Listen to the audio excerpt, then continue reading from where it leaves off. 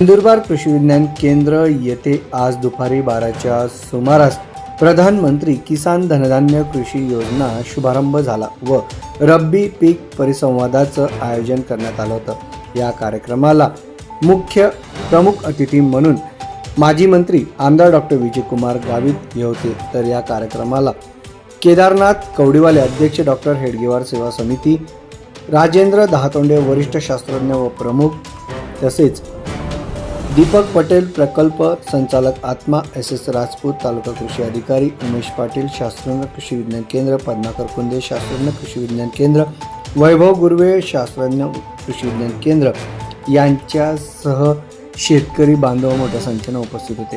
या प्रसंगी आमदार डॉक्टर विजयकुमार गावित यांनी शेतकऱ्यांना विशेष असं मार्गदर्शन केले। एका पूर्वार्धामध्ये जे पिकं घेतात दुसऱ्या पूर्वार्धात तुम्ही घेणार असतात, तेव्हा तिथे किती पिकलं काय पिकलं त्याच्यावरून लावायचं। ज्यांना माती परीक्षण मध्ये तुम्ही सांगितलं हे पिकं लावा, तर तिथे जे कमी असेल ते लावलं तर भाव मिळेल। मग त्यावेळेला मी कांद्याचं बी उदाहरण दिलं होतं। खायला लागतो एक कांदा, पिकवतात 10 कांदे, 9 फेकावंच लागणार तुम्हाला। जर असं गणित बघून करा ना शेती, व्यापार म्हणून बघा,